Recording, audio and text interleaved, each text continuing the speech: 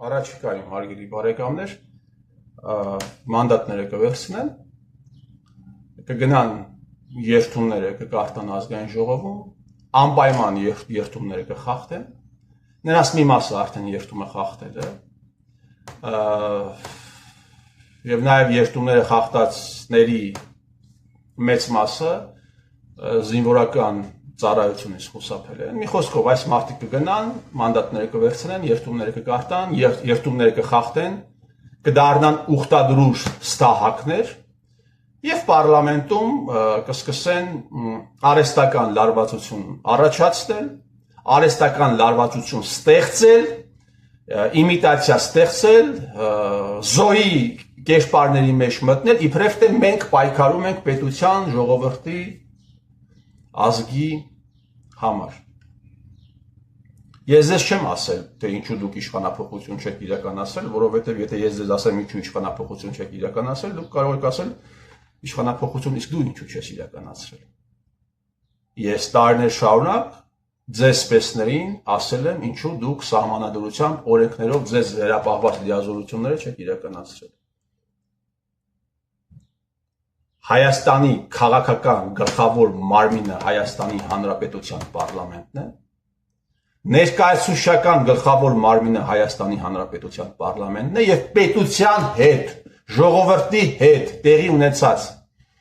քաղաքական բոլոր ավանտյուրաները իրենց պատասխանները պիտի ստանան և այդ ավանտյուրիստները Հայաստանի Հանրապետության պարլամենտում և նաև պատգամավորները կաշկանդված չեն հրամայական մանդատով գործում են խղճի համոզմունքների ամբողջությամբ խղճով և համոզմունքներով։ Կարապետյան Սամվել, քո զբռոդը հրամայական մանդատով կաշկանդված չի։ Նախընտրական ողջ կամպանիայի ընթացքում Հայաստանի Հանրապետության տեղի ունեցած խոշոր հանցագործությունների մասին դու և քո զբռոդի ներկայացուցիչները ծպտուն չեն հանել։ Հյուսիս-արևմուտքում Հայաստանի Հանրապետության տեղի ունեցել խոշոր հանցագործություն, որի հետևանքով Հայաստանի Հանրապետությունը կորցրել է հսկայական տարածքներ անցել են Թուրքիային։ Դուք չեք բարձրացրել այս հարցը, դուք այս հարցի համար Նիկոլ Փաշինյանից պատասխան չեք պահանջել։ Հայաստանի Հանրապետության հարավ-արևելյան շրջանում առ այսօր կան դիրքեր, որտեղ գնում են մարդիկ, հասնում են զինվորները իրենց ծառայության վայր, անցնելով ադրբեջանական զննության միջոցով, անցնելով ադրբեջանական վերահսկողության միջոցով, գտնվում են փաստացի պատանդարության մեջ և այն մարդը, ով հիմա ինձ նայում է, բայց տարակուսում է, թե ես ինչ եմ խոսում, վաղը մյուս օրը այդ զինվորը կարող ես լինել հենց դու, քո հայրը, քո եղբայրը, քո ամուսինը։ Մինչև այս հարցը գտնվել է և գտնվում է պարլամենտի ուղիղ վերահսկողության տակ և ինչքան որ Փաշինյան Նիկոլն է սրա համար պատասխանատու, այդքան էլ պատասխանատու են այս ամենի համար դաշնակ մաշտակները։ Այդ զինվորական ծառայությունից փախած և Արցախի համար բոզիլաց դրած դաշնակ մաշտակները։ Հիմա այս հարցը դուք ևս չեք բարձրացրել։ Եվ բազմաթիվ հարցեր կան լրջագույն, որոնց վրա վետո է դրված, որ չպիտի բարձրացվեն, թե ոչ հանրային հեռուստաընկերությունում և գլխավորապես ոչ էլ պարլամենտում։ Եվ այսքանից հետո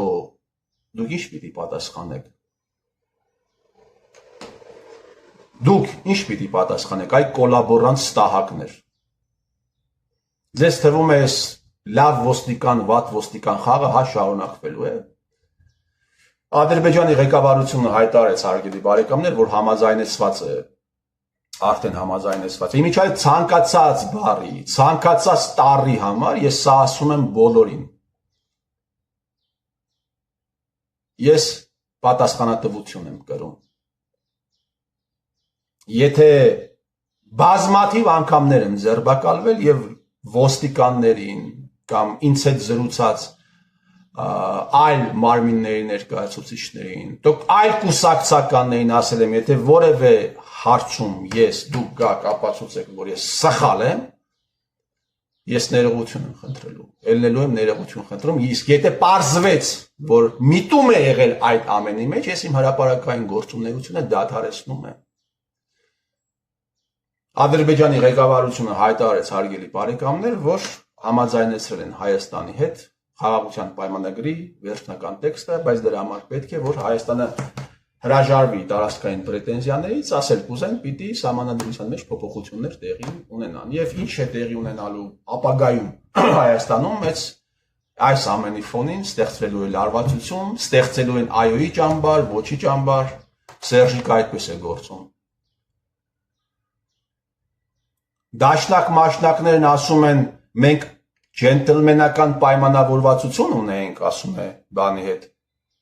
որ այս հարցերը պիտի չքննարկենք, ու դաշնակ մաշնակները գիտեք, այն ուժերի ներկայացուցիչներն են, խոսքը վերաբերում են ոչ միայն այդ կուսակցությանը, ովքեր ուռա հայրենասիրական լոզունգներով փող են աշխատում, մարդկանց են մոլորեցնում, եթե պիտի ինչ-որ հարցեր քննարկելու կամ չքննարկելու համար ջենտլմենական պայմանավորվածության տակ մտնեք, վերցնեք, բա Նիկոլին ինչու եք բան անում, դավաճան կոչում։ Մի խոսքով, հանձնաժողովի ղեկավարներ պիտի ընտրեն, հանձնաժողովի նախագահներ պիտի ընտրեն, մի հատ էլ այդտեղ պիտի լարվածություններ ստեղծեն, պիտի ստեղծեն իմիտացիա, իբրև թե իրենք պայքարում են Նիկոլ Փաշինյանի դեմ։ Բայց իրականում հենց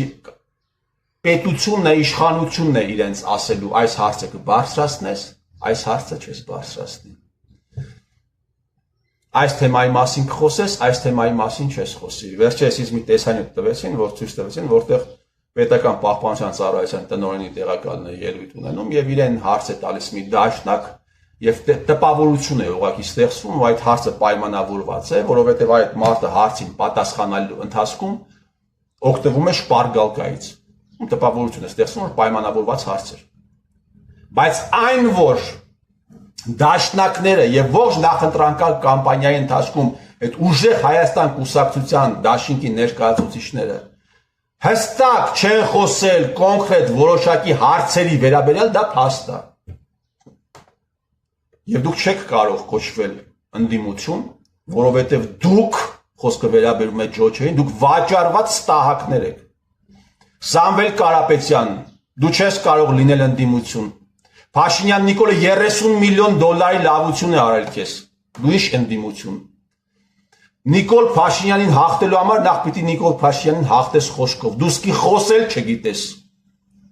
Այդ քաղաքական անմեղ սունակ, դու սկի խոսել չգիտես։ Դու դուրս ես գալիս, խոսում ես նրա մասին, որ պայքարում ես եկեղեցու դեմ։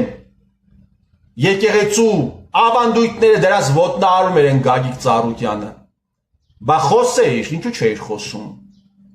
Բա եկեղեցու համար ես պայքարում, ասում ես եկեղեցու դեմ գործած մարդկանց դեմ ես դու պայքարում, եկեղեցու համար ես դու պայքարում, բա խոսեիր, ինչու չէիր խոսում։ Դու բերքո ցուցակ ես մցել մարդու, ով իր կեղտոտ բերանը Սերժի անսամբլի հետ բացում էր Միքայել arczepiskopos-ի նկատմամբ, ու դու դրանից հետո ասում ես դու եկեղեցու համար պայքար ես տանում։ Դու ընդհանրապես անմեղ սունակ ես։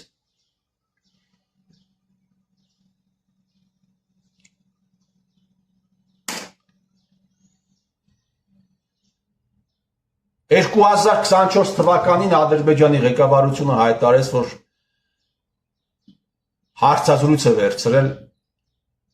Արայիկ Հարությունյանից։ Որոշ մարդիկ իրենց ղեկավարությունից դրա մասին խոսեցին, նաև գլխավորապես դրա մասին խոսում էին ադրբեջանական լրատվականները։ Մարտի 4-ին 5-ին հայտարարեցին Telegram ալիքները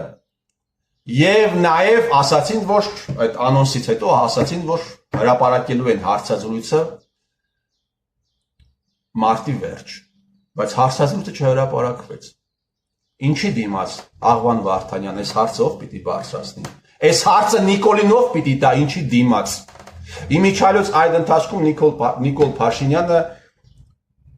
մերելտուն հարցնիկտուն ասում էր, որ արցախցիների նկատմամբ բանտում գտնվող պսիխոտրոպ նյութեր են կիրառում։ Սա Նիկոլ Փաշինյանը հայտարարում էր նրա համար, մինչև այդ ամենին միացավ նաև Սերժը, ով սկսեց մեղադրել, չգիտեմ ինչի, Արցախի նախկին ռազմաքաղաքական ղեկավարությանը, թուլամորթության մեջ։ Իմիջայից նաև Telegram ալիքները, նույն դաշտում գործող Telegram ալիքները հայտարարում էին, որ խոսքի գնում հարցազրույցի մեջ Գյանջայի ռմբակոծություններին այն մարդկանց, ովքեր տվել են այդ հրամանը, Օնիկ Գասպարյան, Գյանջան ռմբակոծելու հրամանը ով է տվել քեզ, եւ ինչի համար ես դու Գյանջան ռմբակոծել։ Այս հարցին դու պիտի պատասխան